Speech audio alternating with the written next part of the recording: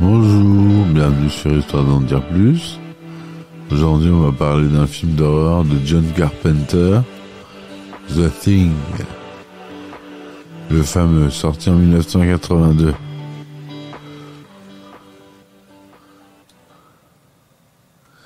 Voilà, donc The Thing, ou L'effroyable chose au Québec, est un film de science-fiction horrifique réalisé par John Carpenter et sorti en 1982.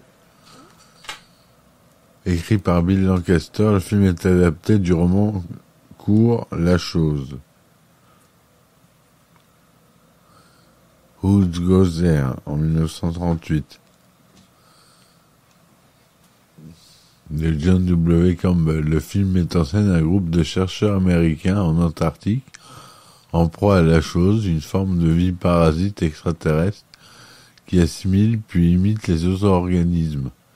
La distribution comprend Kurt Russell dans le rôle principal, celui du pilote d'hélicoptère R.J. McCready et A. Wilford Brimley, T.K. Carter, David Clennon, Keith David, Richard Dizart, Charles Hallahan, Peter Maloney, Richard Masur, Donald Moffat, Joel Police et Thomas J. Waits dans les rôles secondaires.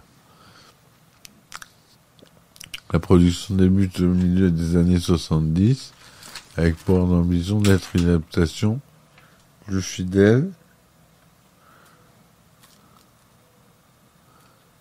que La chose de l'autre monde, de 1951,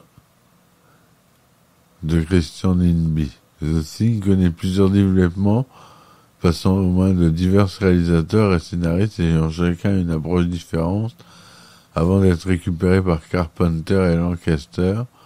Le tournage débute en août 81 dans les décors réfrigérés de Los Angeles, mais aussi à Juneau en Alaska et à Stewart en Colombie-Britannique pour environ 12 semaines. Sur un budget alloué de 15 millions de dollars, 1,5 million de dollars sont nécessaires pour la réalisation des créatures métamorphes de Rob Bottin, une grande star du maquillage, mêlant produits chimiques et alimentaires, caoutchouc et pièces mécaniques. À sa sortie en 1982, The Thing est très mal reçu par la critique. Il est décrit comme de la camelote instantanée, un pitoyable excès, et proposé comme le film le plus détesté de tous les temps par le magazine spécialisé Ciné Fantastique. Les critiques louent autant la réussite des effets spéciaux qu'ils les réprouvent, car leur visuel est écœurant, tandis que d'autres s'attardent sur le développement des personnages jugés faibles. Le film figure à la 8e place du box-office lors de son premier week-end d'exploitation, rapporte 19,6 millions de dollars durant sa diffusion en salle. Plusieurs raisons ont été citées expliquant cet échec à impressionner le public. La concurrence de films tels que E.T. l'extraterrestre de Steven Spielberg, dont l'approche des visites extraterrestres est bien plus optimiste. Elle était chargée en films fantastiques et de science-fiction à succès, et un public en pleine récession peut disposer au ton absolument nihiliste de The Thing. Le film connaît un nouveau succès après sa sortie en vidéo et sa diffusion à la télévision. Depuis, il a été reconnu comme l'un des meilleurs films de science-fiction et d'horreur et a obtenu le statut de film culte. C'est pour ça que j'en parle d'ailleurs. De nombreux réalisateurs ont souligné son influence sur leurs œuvres et il est régulièrement cité dans d'autres médias tels que les séries télévisées ou les jeux vidéo. The Thing a engendré de nombreux dérivés parmi lesquels la novélisation par Alan Dean Foster en 82, les attractions sous la forme de maisons hantées, encore un film préquel du même nom, sorti en 2011, début 2020, un remake est annoncé. Toile de fond. Les membres d'une station recherchent basé en Antarctique, découvre qu'une créature extraterrestre a survécu au crash de son vaisseau. Celle-ci témoignerait de sa capacité à parasiter puis à assimiler toute forme de vie. Isolés du monde, ne sachant plus qui est contaminé et qui ne l'est pas, les hommes de l'équipe vont sombrer dans la peur et la paranoïa. Antarctique, hiver 82. Un hélicoptère norvégien poursuit un chien de traîneau près d'une station de recherche américaine. Le passager, armé d'un fusil d'assaut, équipé de lunettes, tente d'atteindre l'animal en tirant par la portière de l'appareil. Tandis que les Américains accourent, l'hélicoptère atterrit, le passager dégoupille une grenade puis la laisse s'échapper malencontreusement, celle-ci explose, détruisant l'hélicoptère et tuant son pilote. Le passager norvégien, hors de contrôle, continue à tirer sur le chien et crie à l'adresse des Américains. Ceux-ci sont incapables de le comprendre. Après qu'une des balles a atteint un Américain, il est abattu par Gary, le directeur de la station. Le pilote de l'hélicoptère A.J. McCready et le Dr. Cooper volent jusqu'au camp norvégien afin d'enquêter sur les causes de l'accident. Ils trouvent que des ruines calcinées, des corps mutilés et congelés, ainsi qu'un imposant bloc de glace semblant avoir été excavé afin d'en extraire quelque chose. Ils y récupèrent cependant les restes brûlés d'un cadavre humanoïde à 2 faces. De retour à la station, la biologiste Blair effectue une autopsie sur la chose et trouve que des organes humains normaux. Alors là, je spoil, donc si vous n'avez pas vu le film, faut avancer. Clark, le maître chien de la station, conduit le chien au chenil avec ceux de la station. L'animal subit une monstrueuse métamorphose et attaque les autres animaux. Les hurlements alertent l'équipe et Childs assignèrent la créature au lance-flammes. Une autopsie révèle que la chose est capable d'imiter parfaitement toute forme de vie. Le visionnage des vidéos récupérées au camp norvégien révèle à l'équipe l'endroit où les Norvégiens passaient le plus clair de leur temps. Cooper, Norris et McCready s'y rendent et découvrent un gigantesque cratère contenant ce qui semble être l'épave d'un vaisseau spatial. Et plus loin, une excavation en forme de baignoire. Norris estime que le vaisseau est resté enterré pendant moins 100 000 ans. Blair devient paranoïaque pendant qu'il comprend qu'il importe peu qu'il ait été remplacé et imité par la créature et que si elle atteignait les zones habitées, la population mondiale se trouverait infectée 27 heures après le premier contact. Les membres de la station prennent des mesures pour limiter le risque d'assimilation. La créature humanoïde, présumée morte, attaque Bennings, mais Windows la surprend et alerte McCready qui brûle la chose Bennings avant qu'elle n'ait achevé son processus d'assimilation. McCready incinère ensuite tout le reste de la chose. Blair sabote tous les moyens de transport, tue les chiens de traîneau restants et détruit la radio afin de confiner tout le monde. L'équipe le retrouve en pleine crise de mer, armé d'un revolver et d'une hache. McCready parvient à le maîtriser et l'enferme dans la cabane à outils. Cooper alors suggère de comparer le sang de chaque membre au sang non contaminé en réserve, mais les poches ayant été détruites, les hommes perdent la foi en Gary, commencent à s'accuser les uns et les autres, et McCready prend les commandes de l'équipe.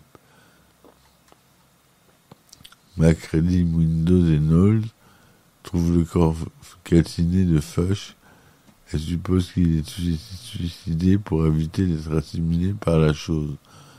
Windows retourne à la base, tandis que McCready et Knowles encadrent la cabane de McCready. Ayant trouvé une de ses chemises déchirées, Knowles pense que McCready a été assimilé et l'abandonne dans une tempête de neige sur le chemin du retour.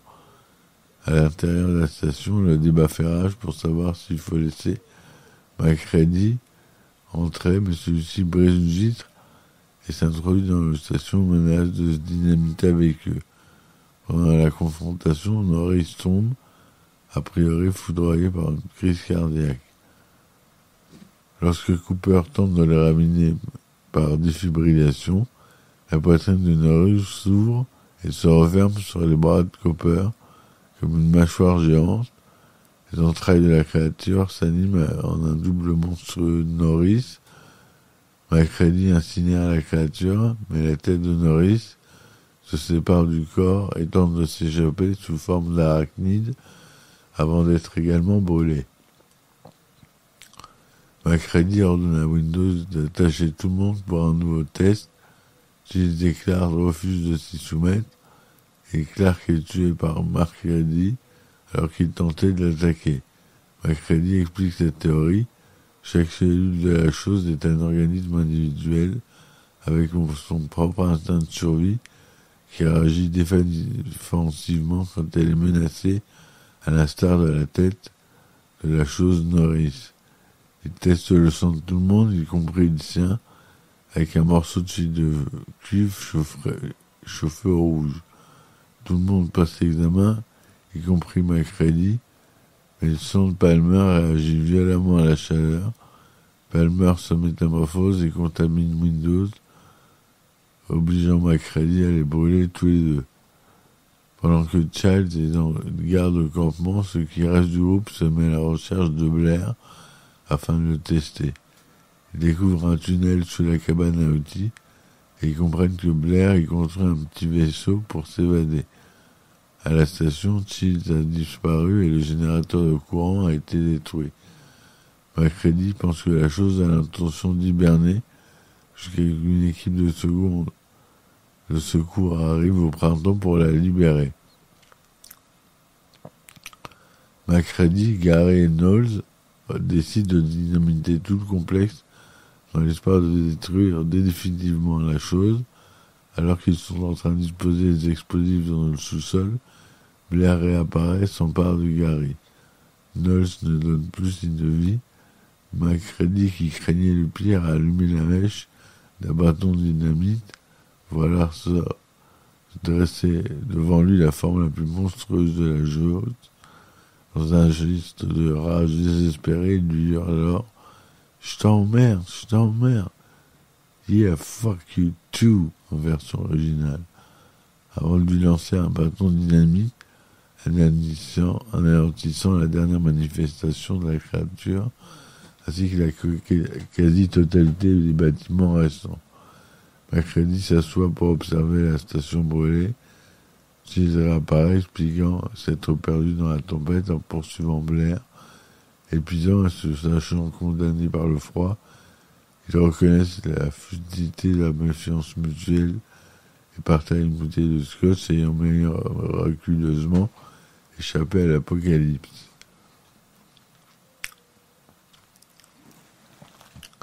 Donc c'est un film américain tourné avec un budget d'environ 15 millions de dollars en Technicolor 2/31e Panavision Dolby 35 mm d'une durée de 109 minutes. Il est sorti aux États-Unis le 25 juin 1982 et en France le 3 novembre 1982 et en 27 janvier 2016 pour la version restaurée. Et France, il est classé interdit aux moins de 13 ans lors de sa sortie en scène. MacReady est joué par Kurt Russell, Dr Blair par Wilford Brimley, Shields le mécanicien par Keith David, David Clennon Palmer l'assistant mécanique et copilote, T.K. Carter joue Knowles le cuisinier, Donald Moffat Gary le responsable de la sécurité, Thomas J. Waite Windows responsable de la liaison de l'informatique, Richard Mazur Clark responsable des chiens de traîneau, Richard A. Dizard Dr Cooper médecin, Joel Police Futch l'assistant biologiste, Charles Ahan Vance Norris géologue, Peter Maloney George Bennings météorologue, Larry Franco le Norvégien avec le fusil, etc., etc. Le chien s'appelait Jed.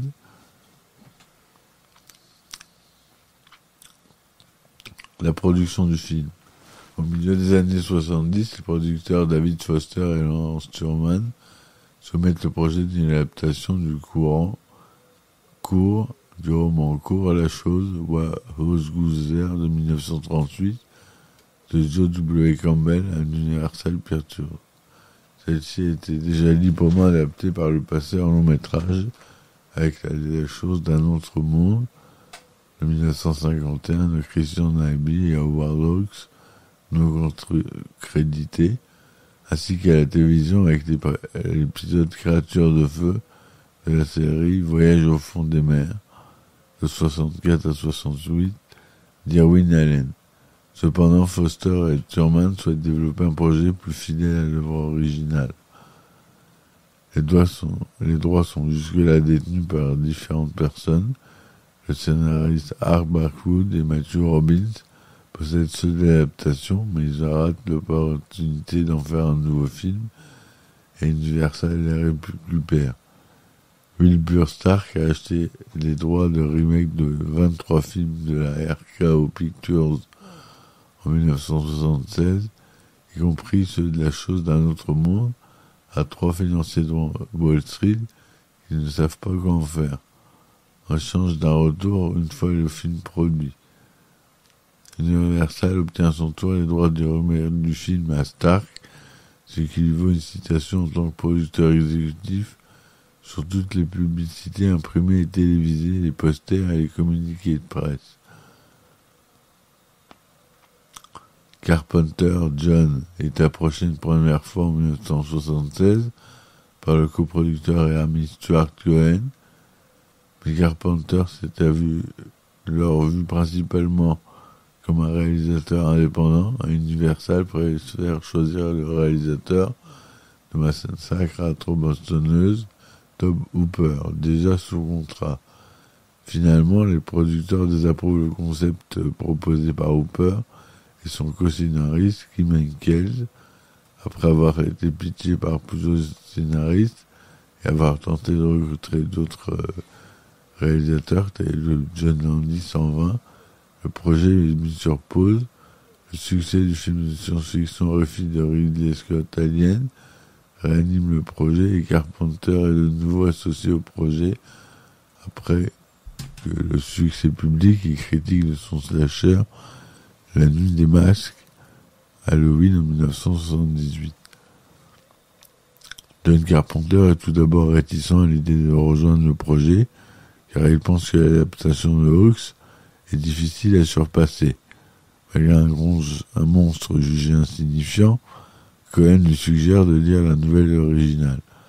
Les transformations sinistrement baroques de la créature et les questions qu'elle soulève attise l'intérêt de John Carpenter. Elle établit les histoires entre le roman court et le roman de Agatha Christie des Petits Nègres, And There Were None, de 1939, et note qu'il pourrait donner l'histoire de la chose une nouvelle signification. J'ai pensé qu'elle tombait à point nommé en faisant un remake de la nouvelle. Je pouvais l'inscrire dans mon époque, tout comme Hawks l'avait fait avec sa version. Carpenter est un grand admirateur de Howard Hawks. Il a déjà adapté Rio Bravo en 1959, avec son film Assaut en 1976, a rendu la chose d'un autre monde dans La Nuit des Masques et l'a revu plusieurs fois avant le tournage pour y trouver l'inspiration. Carpenter est le directeur de la photographie Dean Cundey, ont collaboré ensemble pour la première fois sur La Nuit des Masques.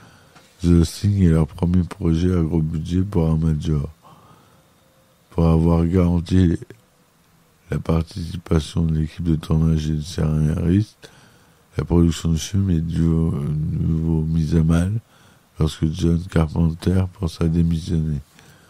En effet, celui-ci apprend qu'un de ses projets fétiches est le Diablo, et sur le point d'être produit par Amy Films, Les producteurs pensent à le remplacer par Walter Hill, Sam Peckinpah ou encore Michael Ritchie, mais le développement de El Diablo n'est pas aussi imminent que John Carpenter le pensait, et il reste aux commandes de The Thing. El Diablo ne sera réalisé en effet qu'en 1990 par Peter Markle sous la forme d'un téléfilm pour HBO. Le budget alloué au film par Universal s'élève alors à l'origine à 10 millions de dollars, soit 200 000 pour les effets de la créature, ce qui dépasse à l'époque le budget de n'importe quel film de monstre en studio. Le tournage doit durer 98 jours. Les studios de production d'Universal estiment finalement que 17 millions de dollars seront nécessaires, avant même le marketing et les coûts annexes, car d'autres décors sont planifiés, y compris les décors extérieurs et un plateau immense où doit se dérouler la mort de Manning dans le script d'origine, coûtant à lui seul 1,5 million de dollars. Une fois les storyboards et les designs finalisés, l'équipe estime avoir besoin d'au moins 750 000 dollars pour la création des créatures. Un chiffre que les exécutifs d'Universal acceptent qu'après avoir vu le nombre d'ouvriers travaillant pour Rob Bottin, le maquilleur responsable des effets spéciaux, le producteur associé Larry Franco est chargé de réévaluer le budget du film. Il réduit la durée de tournage d'un tiers, supprime les décors en extérieur pour un tournage sur place et fait abandonner la première version de la mort de Benny jugée trop extravagante. Cohen suggère d'utiliser le campement américain détruit pour les scènes du campement norvégien en ruine, économisant 250 000 dollars de plus. Lorsque le tournage débute en août, The Thing a un budget de 11,4 millions de dollars, 14 millions en comptant les frais indirects. Finalement, le budget est dépassé d'environ 1,5 million de dollars, obligeant l'équipe à supprimer certaines scènes, telles que la confrontation de Knowles avec une créature nommée Box Things dans le script original. À la fin de la production, Carpenter est obligé de demander au producteur exécutif Ned Tannen 100 000 dollars en plus pour terminer une version simplifiée de la chose Blair. Le coût final est 12,4 millions de dollars, les frais généraux faisant grimper à 15 millions de dollars.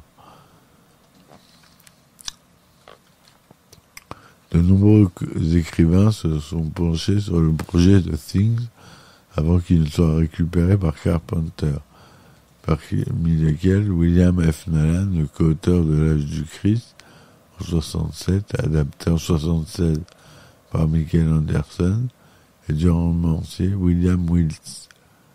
La version prévue par Hopper et Henkel devait se dérouler au moins partiellement sous l'eau. Cohen l'a décrit comme une histoire à Moby Dick dans laquelle le capitaine devait se battre contre un énorme créature non métamorphe, tout sans quitter le projet avant l'arrivée de Carpenter. Selon lui, ces cryptes étaient atroces, dénaturant l'histoire et ignorant le côté caméléon de la chose. Carpenter ne veut cependant pas écrire le projet lui-même. Les 3 mois de New York 97, principalement de Lille, l'ont épuisé et il lutte au même moment pour terminer la version du scénario de Philadelphia Experiment en 1984. Il préfère alors laisser un autre s'en occuper.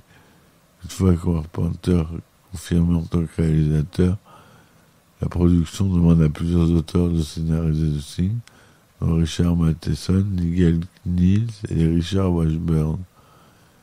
Bill Lancaster rencontre Truman, Foster et Cohen une première fois en 1977, mais il a l'impression que le producteur va leur refaire la même chose la chose d'un autre monde à l'identique. Il ne désire pas écrire un simple remake. Lancaster est contacté à nouveau en août 1979. Entre-temps, il a lu le roman court original La Chose et Carpenter a été rattaché au projet. Lancaster était engagé pour écrire le script. Après avoir défendu sa vision du film et sa volonté de rester fidèle à l'œuvre d'origine auprès de Carpenter, lui-même grand admirateur du travail de Lancaster sur la chouette équipe, The Bad New Bears, Michael Ritchie en 1976, Lancaster a créé plusieurs scènes clés du film, dont celle où la chose Norris mord le docteur Copper et celle du test sanguin que Carpenter cite comme principale raison de sa participation au film.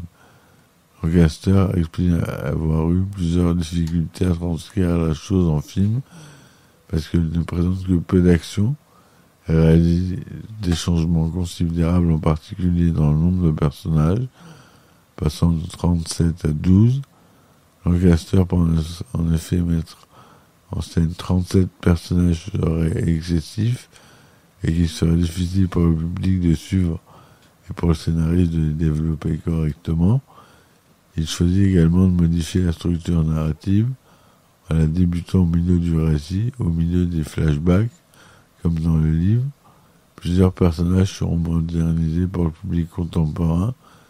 Macready, notamment, météorologue dans sa version originale, devient dur à cuire et solitaire, et écrit dans le script ainsi: 35 ans, pilote d'hélicoptère, aime les échecs, déteste le froid, la paix est bonne. Lancaster décide de faire émerger un personnage fort et héroïque, sort d'un ensemble de protagonistes au fil de l'intrigue et non pas mettre en scène un héros archétypé à la manière de Doc Savage dès le début. Lancaster réalise et écrit entre 30 et 40 pages et se retrouve bloqué au second acte et il faut plusieurs mois pour compléter le scénario. Lancaster et Carpenter le finalisent ensuite ensemble en un week-end, partageant leurs idées sur l'attitude des personnages et la mise en scène de plusieurs scènes. Dans la première mouture du scénario de Lancaster, les créatures restent cachées la plupart du temps, mais Botting convainc Carpenter de la rendre plus visible pour en avoir un impact plus important sur les spectateurs.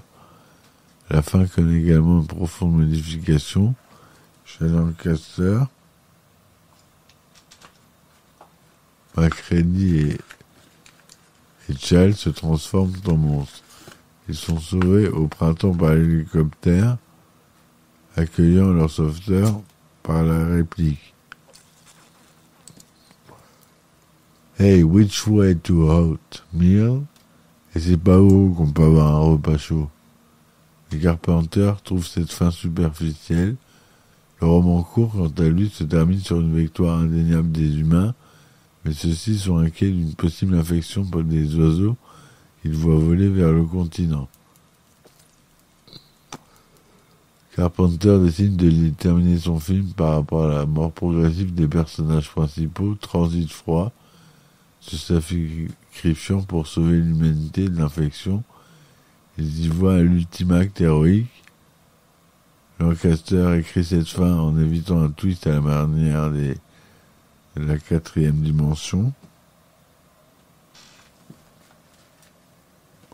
Ou par la destruction du monstre, préférant laisser planer une certaine ambiguïté sur la situation des deux personnages, entre confiance et méfiance, crainte et soulagement. Au total, Lancaster écrit 5 versions de son scénario. Choix des acteurs. En juillet 81, alors que la seconde équipe a déjà commencé le tournage à Juneau en Alaska, Kurt Russell est le dernier acteur à être sélectionné. Bien qu'il ait aidé John Carpenter à développer ses idées, Carpenter a déjà collaboré avec Russell 2 fois auparavant, mais il veut se laisser d'autres possibilités. Plusieurs autres acteurs sont pressentis. Christopher Walken, Jeff Bridges et Nick Nolte sont indisponibles ou refusent le rôle. Sam Shepard est intéressé mais n'insiste pas. Tom Atkins et Jack Johnson sont tous deux de solides prétendants au rôle au début comme à la fin du processus, mais c'est finalement Russell qui est gardé. Carpenter explique son choix parce qu'il a trouvé apparemment fiable et qui ne plaindra pas des conditions de tournage difficiles. Russell se laisse pousser les cheveux et la barbe pendant 1 an.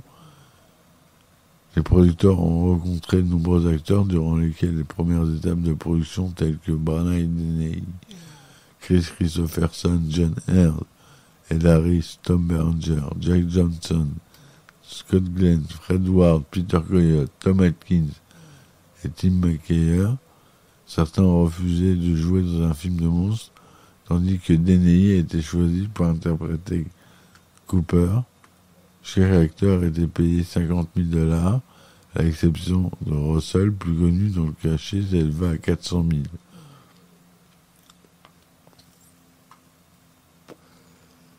Geoffrey Holder, Carl Weathers, Bernie Casey sont envisagés pour le rôle de Child, quand Carpenter pense à Isaac Hayes, à qui il a travaillé sur New York 1997.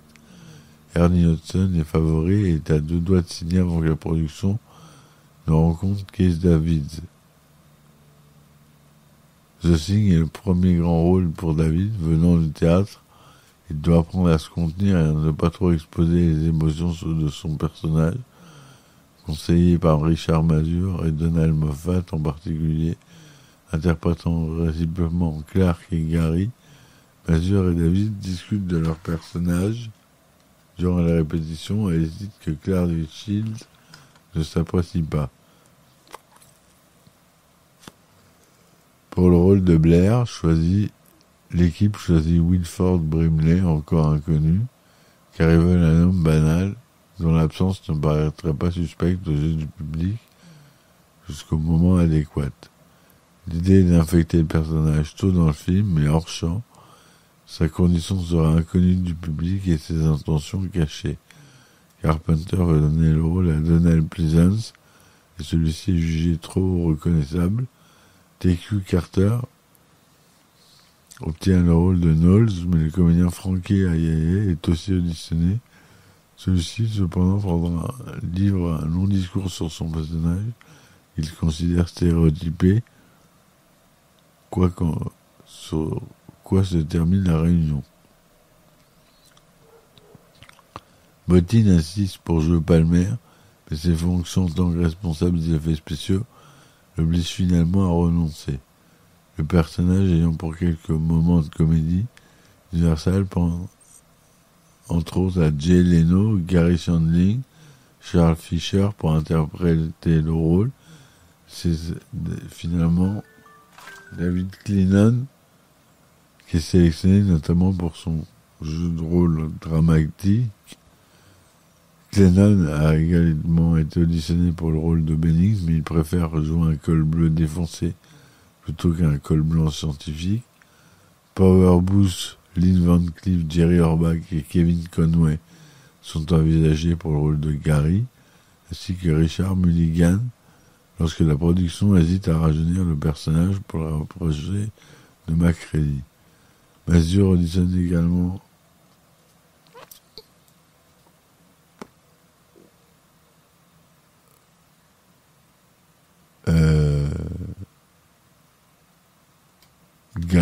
également pour Gary, mais il demande lui-même à jouer Clark, préférant ses répliques et appréciant d'un moment les chiens. Masur répète tous les jours qu'avec le chien loup, Jed, et son maître, Clint Rowe, celui-ci se familiarisant Jed au son et aux odeurs des acteurs.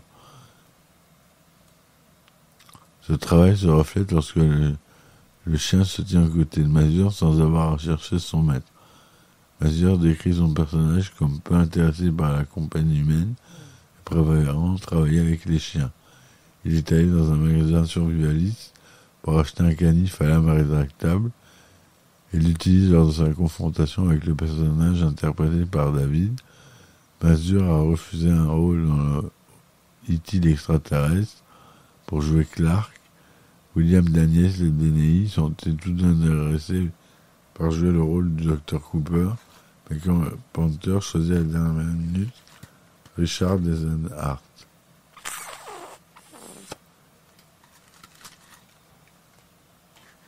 Dans la première version du scénario, Windows est appelé Sanchez, puis Sanders, nom adopté dans la novélisation de Alan Dean Foster.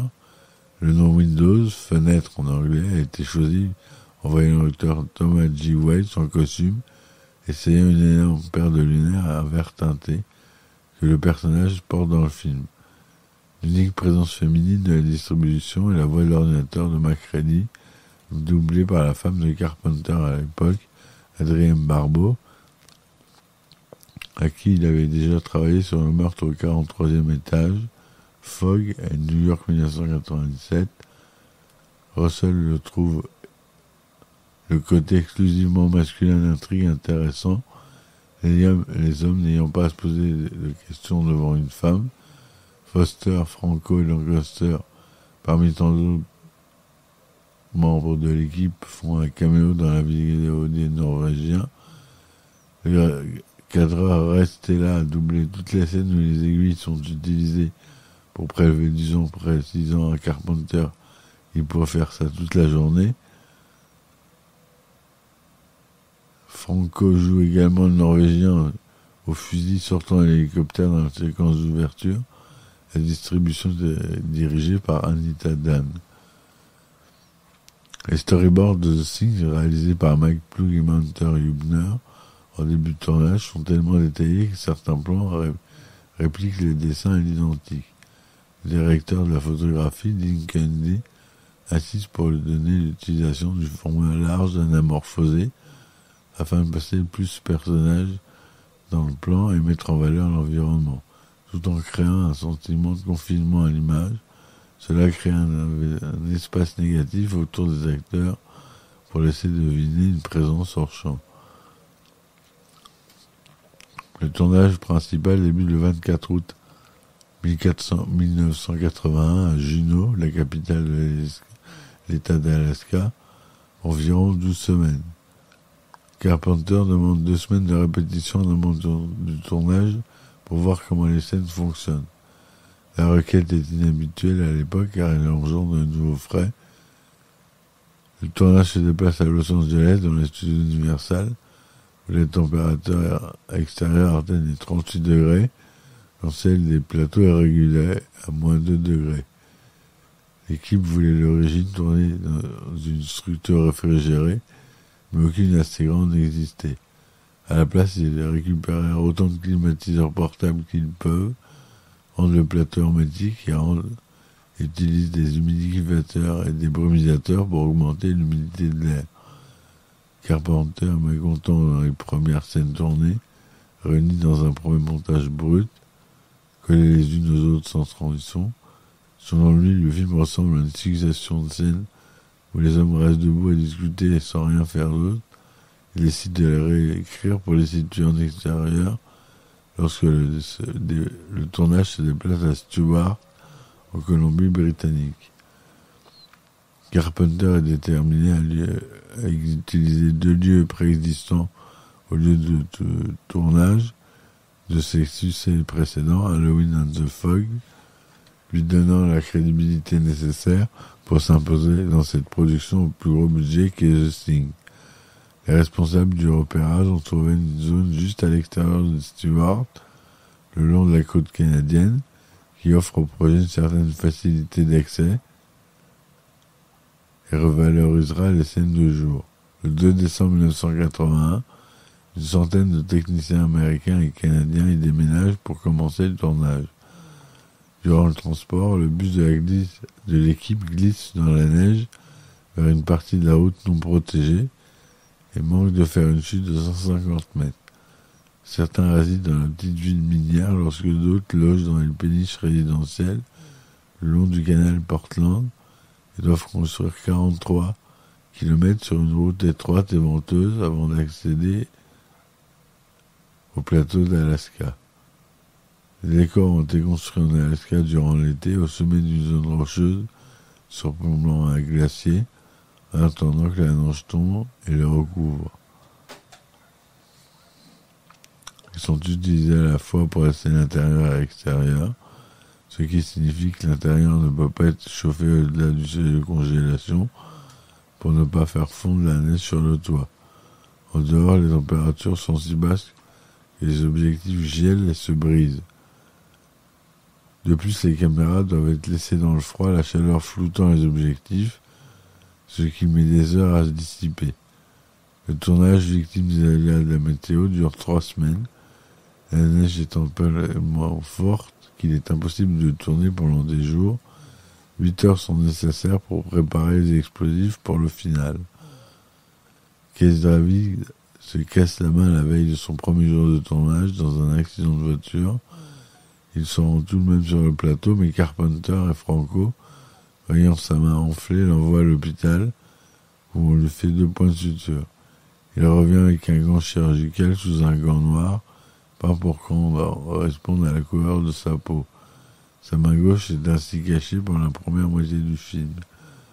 The Thing est tourné à une époque où les utilisations massives d'effets spéciaux est encore rare. Les acteurs doivent donc adapter le jeu sous les instructions de Carpenter, les effets étant ajoutés en post-production.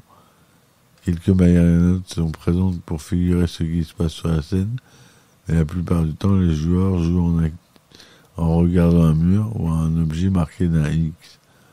La destruction de la base par explosif oblige les cadreurs à rester sur le plateau avec les explosifs activés à distance. Ils doivent alors courir pour se mettre à l'abri pendant que 7 caméras enregistrent la destruction. Carpenter filme les scènes de la base norvégienne après la séquence finale, le campement américain détruit figurant le premier en ruine. Le directeur artistique John L. Lloyd a supervisé le design et la construction de tous les décors lorsqu'il n'en existait pas préalablement, et c'est Cudney qui a suggéré le visuel des plafonds et des canalisations afin de rendre l'espace plus claustrophobe. Les effets spéciaux de The Thing, ce que je préfère, ont été créés en majeure partie par le grand Rob Bottin, qui a précédemment travaillé sur Carpenter dans Fog, mais aussi dans beaucoup d'autres films. À l'origine, Bottin refuse la proposition de Carpenter et n'accepte qu'à condition d'avoir l'entière liberté de création. Lorsqu'il rejoint le projet à la 1081, la pré-production est en cours, mais aucun design de l'alien n'a alors été conçu. L'artiste Dale Cooper a créé quelques peintures préliminaires pour l'aspect général de la créature. Il quitte le projet après avoir eu un accident de voiture, pour lequel il doit être hospitalisé, avant de pouvoir le développer avec Bottin. Pour Carpenter, la chose devrait être la seule et unique créature. Bottin suggère qu'elle pourrait changer constamment, capable de prendre n'importe quelle forme. Carpenter trouve dans un premier temps les idées de Bottin trop bizarres. Il demande de travailler sur les ébauches de l'artiste Mike Ploug à la place. Lors de la création du design de la chose, l'équipe décide que quiconque assimilé par elle serait une imitation parfaite et n'aurait pas conscience d'être la chose. Les acteurs passent des heures à débattre durant les répétitions pour décider si, oui ou non, les personnages devraient savoir s'ils font partie de la chose une fois possédés. David Clennon affirme que cela n'a pas d'importance puisque tout le monde agit, ressemble à la même odeur qu'avant l'assimilation. À son apogée, l'équipe comprend 35 articles et techniciens, et Bottin trouve difficile de gérer autant de personnes. Pour l'aider, il fait appel au producteur exécutif spécialisé dans les effets spéciaux Eric Jensen, qui est célèbre lui aussi, avec lequel il a travaillé sur le mécanique Dave Kesley, le coordinateur de l'aspect maquillage Ken Diaz, le moulurier Gunnar Fernandisson et son ami de longue date Margaret Becerra, responsable des peintures et des coiffures. Pour créer les différentes choses de la chose, Bottin imagine que la créature a voyagé à travers toute la galaxie, ce qui lui a permis d'acquérir différents attributs selon la nécessité, tels que des estomacs se transformant en bouches géantes ou des pattes d'araignées se développant à partir de têtes. Bottin avoue avoir subi une telle pression qu'il a fait ses rêves dans lequel Il travaille sur le design et prend des notes à son réveil. Quelques idées considérées comme trop grossières sont abandonnées, par laquelle une série de bébés monstrueux morts. Bottin n'a aucune idée de comment mettre ces créatures en pratique, mais Carpenter ne rejette aucune de ses inspirations. Le réalisateur précise que je ne veux pas, c'est un mec dans un costume. J'ai grandi en regardant ces films de monstres et de science-fiction, c'est toujours un mec dans un costume. Selon Condé, Bottin était très sensible aux propos de ses designs et avait peur que le film en montre trop. Pour prévenir une certaine censure, Bottin suggère d'amoindrir la violence des transformations et le dégoût des organes internes en atténuant la couleur, en particulier du sang et des viscères, bien que le tournage soit déjà terminé. De nombreux lubrifiants sont utilisés pour réaliser les effets de la créature, tels que de la mayonnaise, du maïs à la crème, du chewing-gum au micro-ondes et du lubrifiant. Durant le tournage, Bottin, âgé de 21 ans, est hospitalisé souffrant d'épuisement, d'une double pneumonie et d'un ulcère hémorragique causé par sa charge de travail. Bottin explique qu'il paraît tout le travail, préférant être directement impliqué dans les tâches difficiles, entièrement dévoué au projet. Bottin vit pendant 1 an dans la résidence Universal, ne prend aucun jour de congé et dort sur les plateaux dans les vestiaires. Pour soulager son équipe de la pression, Bottin fait appel au créateur d'effets spéciaux, le non moins célèbre Stan Winston, afin de finaliser quelques designs dont la chose chien, avec un délai trop court pour réaliser une créature mécanique sophistiquée. Winston se rabat sur l'utilisation d'une marionnette à gaine. Un moulage est réalisé à partir du bras et de la tête du maquilleur Lance Anderson, autour de quoi la chose chien est sculptée dans de l'argile huileuse. La marionnette finale de mousse et de latex, portée par Anderson, intègre des yeux radiocommandés, des pattes contrôlées par câble et manipulées par le dessous sur un plateau surélevé sur lequel le chenil a été construit. Du liquide gluant provenant de la marionnette goutte sur Anderson pendant les 2 jours de tournage nécessaires à la séquence. Il doit porter un casque le protégeant des explosions simulant les coups de feu.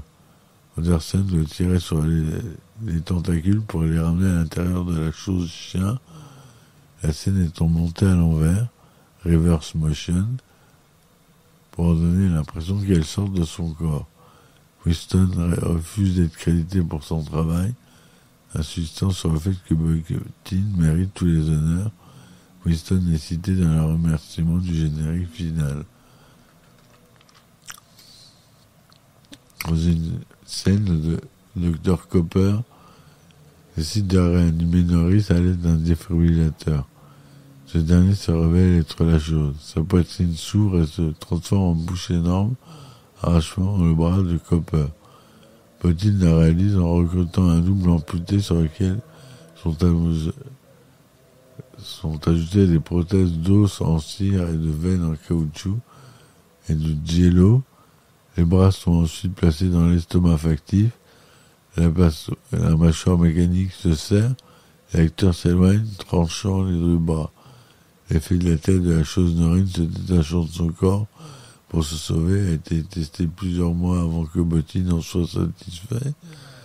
Et la scène comprend un effet pyrotechnique, mais l'équipe ignorait que les fumées issues de la mousse qui compose l'intérieur de la marionnette soient extrêmement inflammables.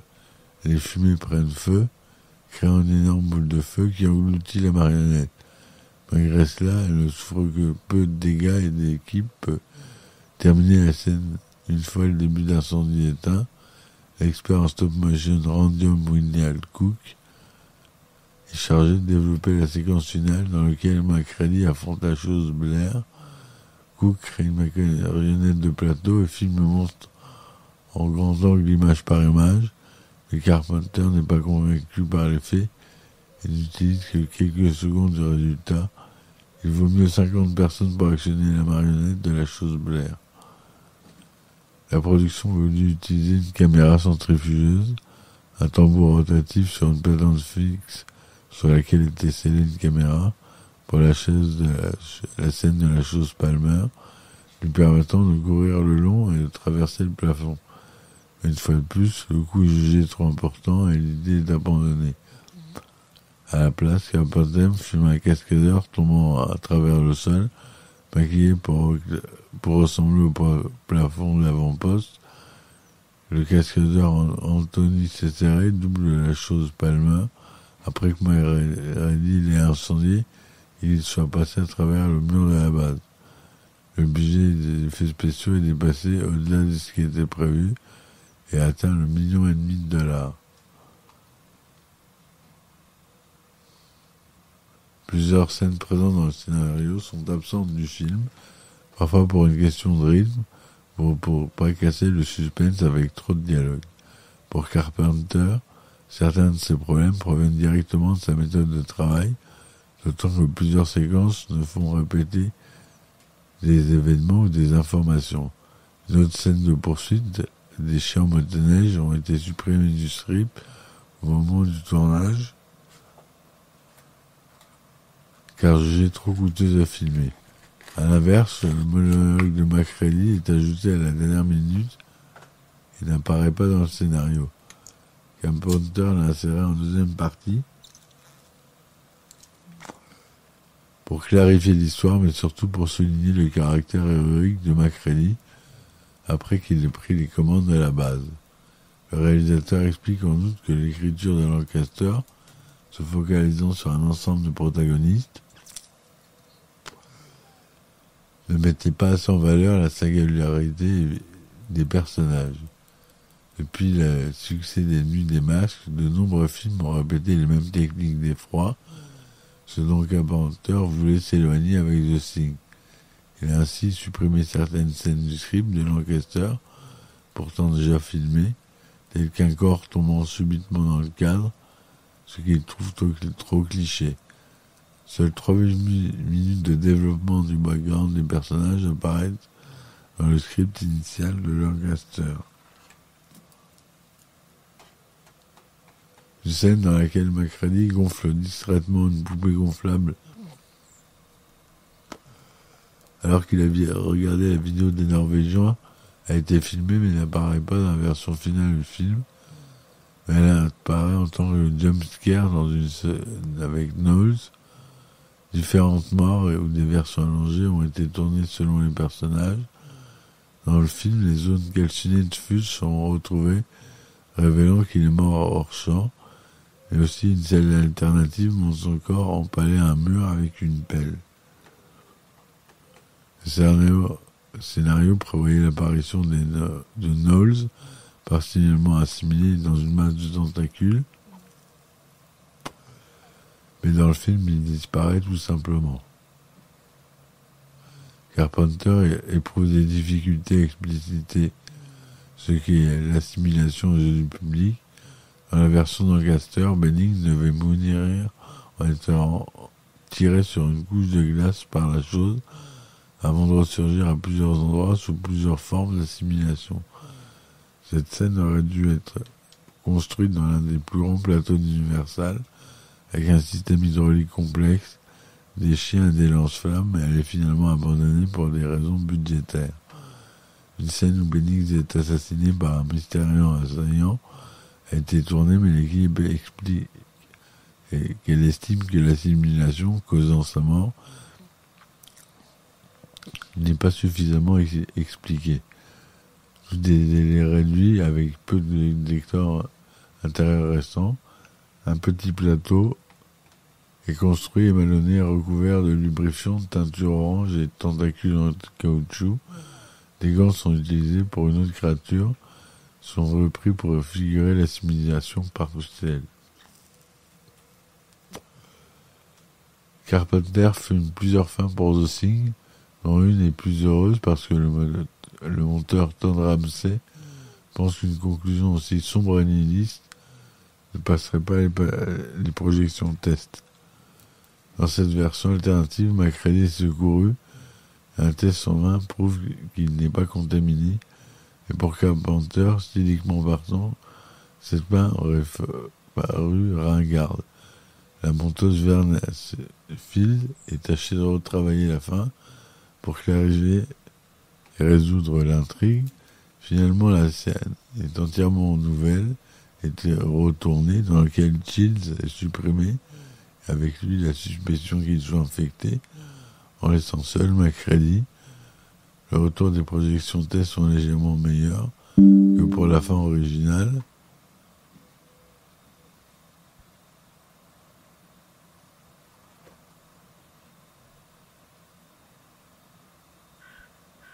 Juste avant son impression pour la sortie en salle, Carpenter, la productrice exécutive Helena Zacker, décide que le film serait meilleur en se terminant sur une ambiguïté que sur rien du tout, sous l'approbation de Carpenter, avec un équivoque réinstauré, mais Ray est inséré au moment de l'explosion de l'avant-poste pour confirmer la mort du monstre. L'exécutif d'Universal, Sidney Sheinberg, désapprouve le nihilisme total et Carpenter lui redit « Pense comme le public réagira quand ils verront la chose mourir », avec en fond un orchestre géant. Carpenter soulignera plus tard que la fin originale, comme celle sans Shield, n'a pas fonctionné lors des projections telles, ce qu'il interprète comme un manque d'héroïsme dans le film.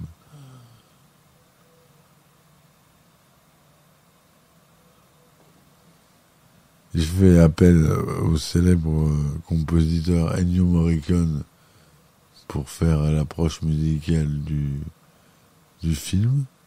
Signe plus de 60 minutes et 45 secondes de musique.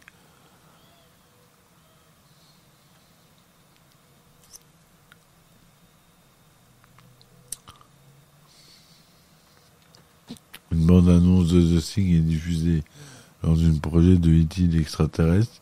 Le public reste silencieux, ce qui fait dire à Foster « On est mort ».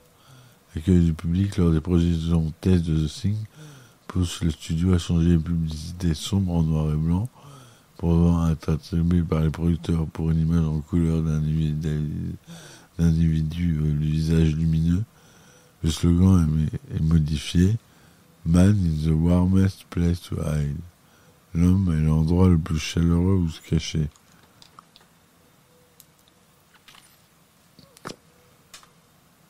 Donc le box-office, le film a rapporté 3,1 milliards au million 840 cinémas pour son week-end d'ouverture, se positionnant en 8e position du box-office du week-end derrière Poltergeist de Tobe Hooper, qui était à son 4e week-end de distribution, et le film d'action Méga Farce de Hal Needham est sorti top 10 des films les plus rentables après 3 semaines. Elle a fini son exploitation avec un total de 19,6 millions de dollars contre un budget de 15, ce qui en fait seulement le 43e film le plus rentable de 82. Le film n'est ni un échec au box-office, ni un succès. Depuis sa sortie, les historiens du cinéma et les critiques culturels ont tenté de comprendre ce qui a conduit l'échec des Initial D à trouver son public. Dans une interview de 99, Carpenter a déclaré au public qu'ils avaient racheté The Thing pour son point de vue nihiliste et déprimant à un moment où les États-Unis étaient en pleine récession. Voilà, j'espère que ça vous aura plu. Je vous dis à très vite pour une nouvelle émission sur un nouveau film. Bye bye, bonne journée et à bientôt.